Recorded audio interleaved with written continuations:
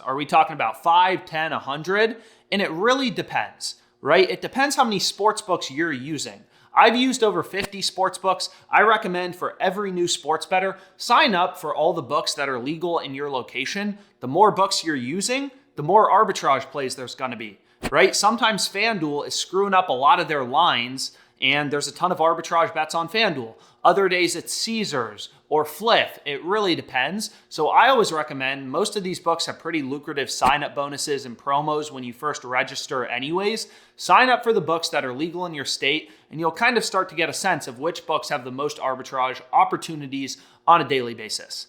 The second thing is it depends how much time you put in, right? Nobody knows when these market inefficiencies, when these arbitrage plays are going to occur. So the people who are making serious profits arbitrage betting, they're putting in time, right? They're not just checking for arbitrage plays 1 minute a day. A lot of these people are putting in a couple hours who are making thousands of dollars a day arbitrage betting. The final thing to mention is it depends on the sports calendar, right? If only MLB is going on in June and it's the heart of summer and there's not a lot of sports going on, there's not going to be a lot of arbitrage plays. Whereas in October and November, when you have football, basketball, all the major sports going on, there's usually a fair amount of opportunity. So long story short, there's plenty of arbitrage bets. Just make sure you're signed up for as many sports books as possible, and then just check throughout the day. Nobody knows when these market inefficiencies are going to occur, so the more you're looking, the more arbitrage plays you're going to find.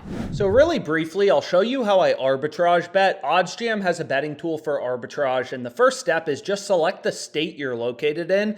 Every state has different sports books, so depending on where you're located, you can obviously filter in, filter out certain sports books, but you'll see different arbitrage plays.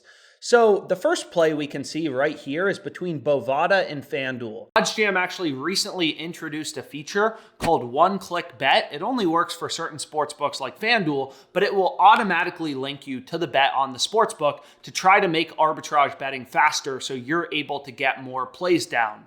So my second tip is start small, right? When you're arbitrage betting, there's a bit of a learning curve, getting a sense of how quickly will books move their odds. So when you start arbitrage betting, you may see your first play and want to slam it for $1,000 to make $100 in profit, like on this play on Jabari Smith we showed a little earlier. But what I recommend is start out arbitrage betting $10, even $1, just to get a sense of the books, how quickly they're moving their lines. Because obviously the worst thing that can happen is if you place one side of your arbitrage bet, you lock in one play, and then the second book changes their odds before you can lock in the second play.